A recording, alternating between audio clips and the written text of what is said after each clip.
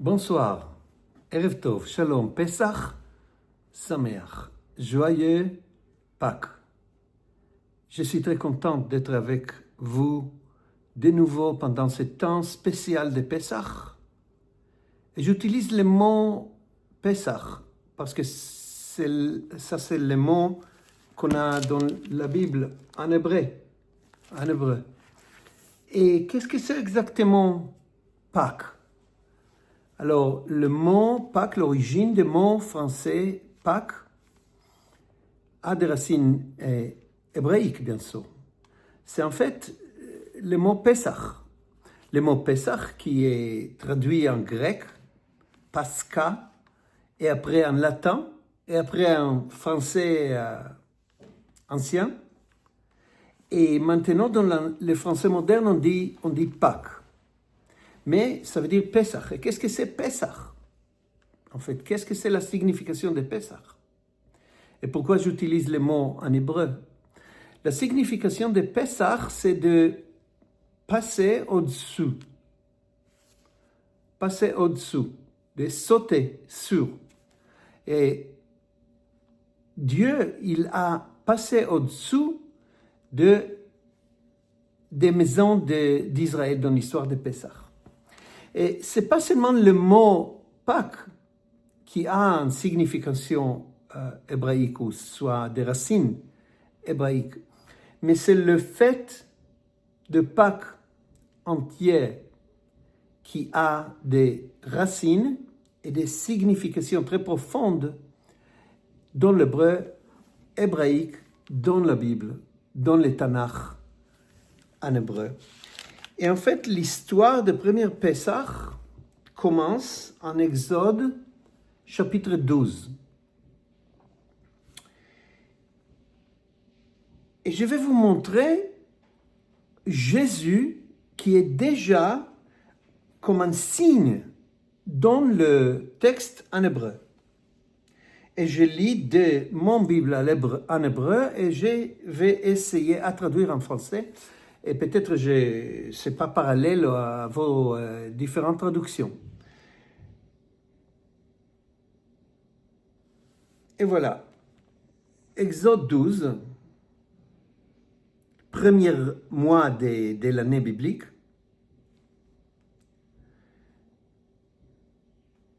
Dit l'Éternel, d'abord le Kol Hadat Israël, et dit tout le peuple d'Israël que le 10e jour de ce mois, ils prenons un agneau. Prenons un agneau, chaque famille, chaque maison va prendre un agneau, le 10e jour du mois. Et ça c'est verset 3. Exode chapitre 12 et verset 3.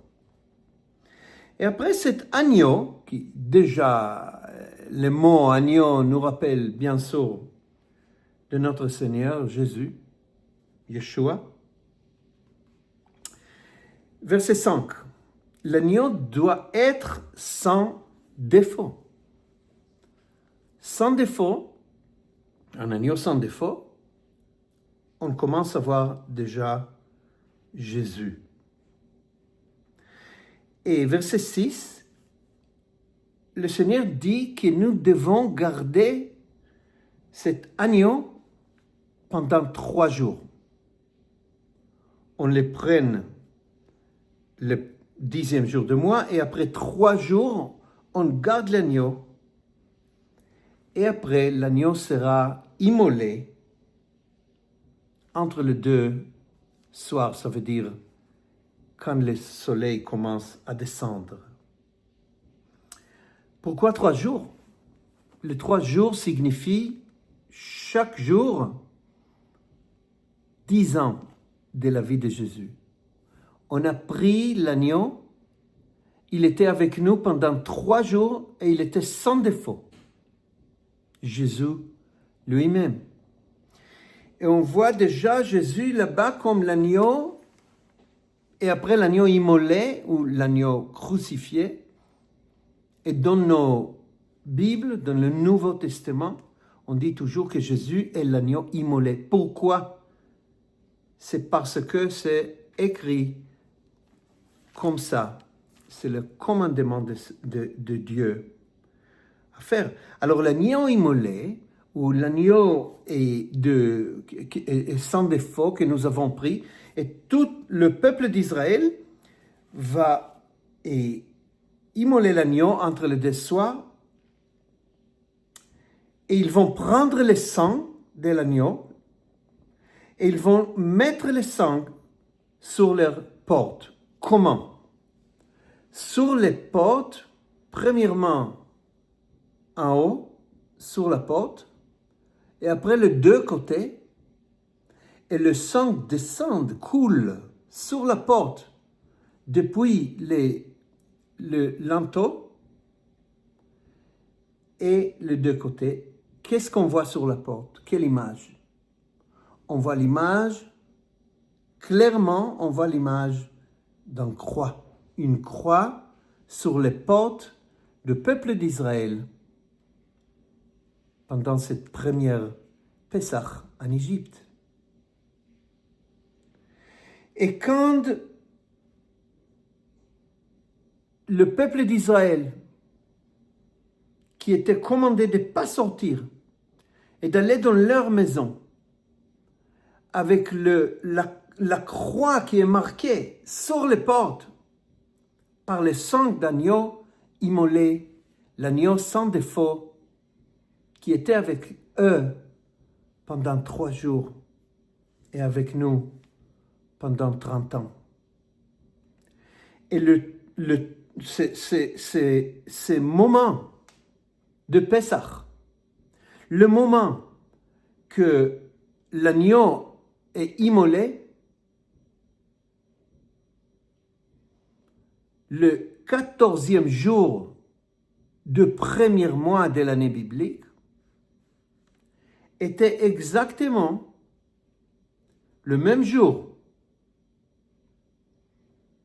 le même temps que Jésus était sur la croix. Et quand Jésus, qui est l'agneau sans défaut, est sur la croix, il donne son âme, il donne sa vie.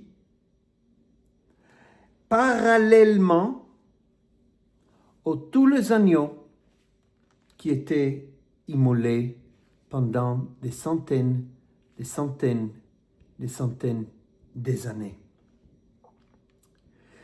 Et après, ces sangs de l'agneau qui protègent le peuple d'Israël, autour d'eux, il y a la mort. Mais ceux qui sont derrière la porte qui est marquée comme un signe d'une croix, marquée par le sang de l'agneau, ceux qui étaient derrière cette porte, ceux qui étaient derrière cette sang, étaient protégés, étaient passés au-dessus, n'étaient pas donnés à la mort. Et on voit déjà notre foi, notre salut, déjà dans cette première Pessah. Et pour ça, on dit Pâques. Bien sûr, aujourd'hui, dans la tradition chrétienne, Pâques symbolise, et en fait, c'est un pluriel, Pâques avec une S à la fin. Et Pâques est moderne, si vous voulez. Pourquoi le pluriel? Parce que le Pâques moderne signifie en fait les 3 jours, la crucifixion, la mort, le Shabbat, le jour quand Jésus était dans la mort, était dans la terre, il a gagné et après il est ressuscité. Ces 3 jours sont tous, ces 3 fêtes, ces 3 mémoires sont déjà dans ce jour de Pâques, en pluriel. Et pour ça, je dis Pessah, parce que le Pessah signifie le premier jour.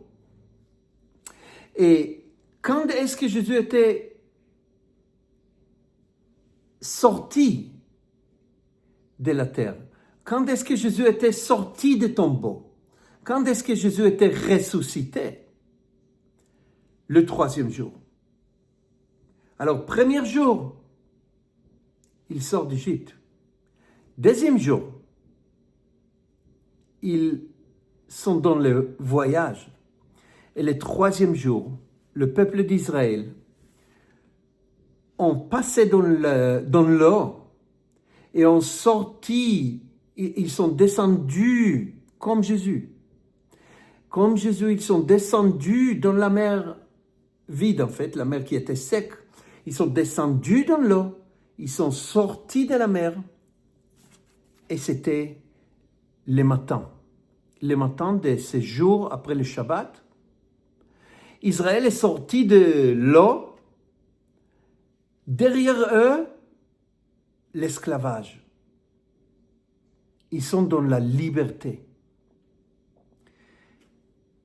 Quand nous sommes avec Jésus, dans le baptême, par exemple, le baptême, et même, il dit au livre d'Hébreux, il dit qu'ils sont tous passés dans le nuage, ils sont tous passés dans l'eau. Nous faisons notre baptême en identification, pas seulement avec la mort et la résurrection de Jésus, mais aussi avec le peuple d'Israël qui sont descendus en Pessah et qui sont sortis et qui étaient à côté de la mer quand le peuple sont sortis de leur tombeau, dans leur sortie de la mort, sortis de l'esclavage en liberté, qui dansait, qui avait un cœur plein de joie. C'était Myriam, la prophète, la sœur de Moïse.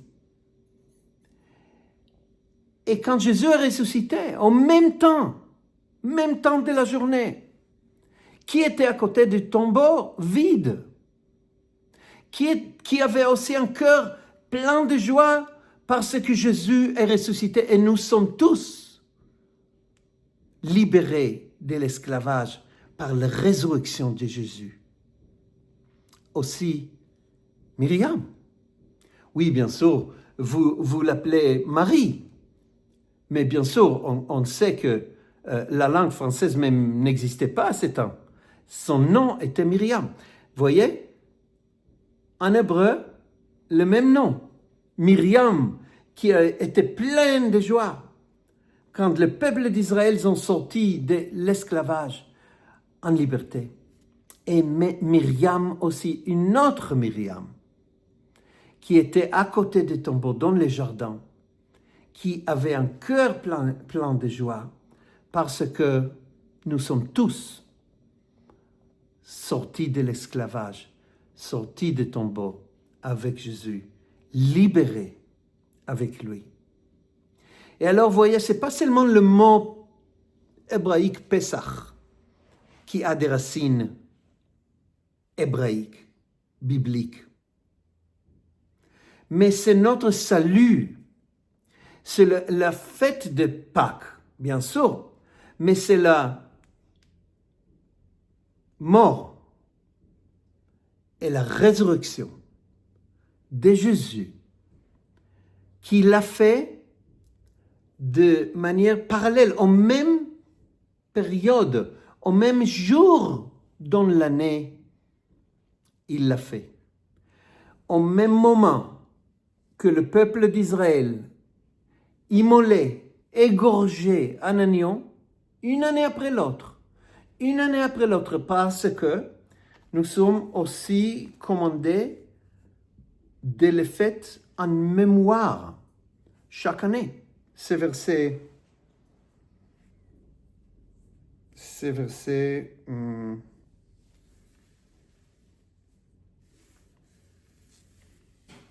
On est commandé à l'expliquer à nos enfants. C'est chapitre 13. Chapitre 13 du livre d'Exode, et verset 9 et avant, verset 8, chapitre 13 d'Exode, verset 8, et on est commandé à dire à nos fils, à nos enfants, et à dire à nos enfants, tout cela, je fais en mémoire de ce que Dieu a fait pour moi quand je suis sorti d'Égypte. Et ça sera, on est commandé que ça sera comme un signe. Et ça, Jésus était crucifié au même moment que le peuple d'Israël, en être obéissant, en obéissance à ce que Dieu a commandé. Le peuple d'Israël égorgeait des agneaux, un agneau chaque année. Combien d'agneaux? Millions. Imaginez combien de sang, quelle quantité de sang était versé en intercession. Et ça, c'est l'appel irrévocable du peuple juif, du peuple d'Israël, qui intercédait pour Jésus, que Jésus sera crucifié. Il intercédait en obéissance sans savoir qu'est-ce qu'ils font. Et des millions et millions d'agneaux qui étaient égorgés, qui étaient immolés, selon la Bible, en obéissance de ce que Dieu a commandé, jusqu'à qu'un jour, l'agneau divin, Dieu lui-même, l'agneau sans faute, était crucifié pour nous. Et cet sacrifice des agneaux, des bêtes, arrêté pour toujours. Alors Jésus a réalisé cette prophétie. Et ça, c'est la signification de Pâques, de Pessah. Je ne dis pas Pâques juif parce qu'il y a le Pessah. Et quand il est ressuscité le 3e jour, Myriam dansait à côté de la mer, pleine de joie, pleine de liberté. Imaginez ça. Et après, l'autre Myriam danse au même moment, au 3e jour de sortie d'Égypte. Alors, voyez, ce n'est pas seulement le mot Pessah, mais c'est tout notre salut qui est fondé dans l'histoire du peuple juif. Et voyez, nous sommes commandés de faire ça en mémoire. Exode 13, versets 8 et 9. De faire ça en mémoire de ce que Dieu nous a fait pour nous, pour Israël, quand on a sorti d'Égypte. Mais qu'est-ce que Jésus a dit? Qu'est-ce que nous devons faire en mémoire de lui? Il a presque utilisé les mêmes mots. Quand il a pris le pain, et il a pris le vin, il a dit, faites ceci en mémoire de moi. Et maintenant, ce que nous devons dire à nos enfants, ce que nous sommes commandés à dire à nos enfants année après année, c'est pas seulement, oui, c'est très important de dire, je fais ceci en mémoire de ce que le Seigneur, de ce que Dieu a fait pour moi quand j'ai sorti de l'esclavage. Comme le peuple d'Israël ont sorti de l'esclavage en Égypte. Ils sont sortis de l'eau, libérés. Alors, c'est Pessah pour nous. On le fait en mémoire de ce que Dieu a fait pour le peuple d'Israël quand ils ont sorti de la mort. Mais en mémoire aussi de ce que Jésus nous a commandé de faire pour lui chaque fois en mémoire de lui. Voilà les racines hébraïques de notre salut, les racines hébraïques de Pâques, si vous voulez, ou de Pessah, si vous voulez. On n'oublie pas ce que Dieu a fait. On n'oublie pas le peuple d'Israël qui sont son peuple, l'aîné. Et on n'oublie pas, pendant ce Pessah, on n'oublie pas ce que Jésus a fait pour nous. On n'oublie pas notre liberté.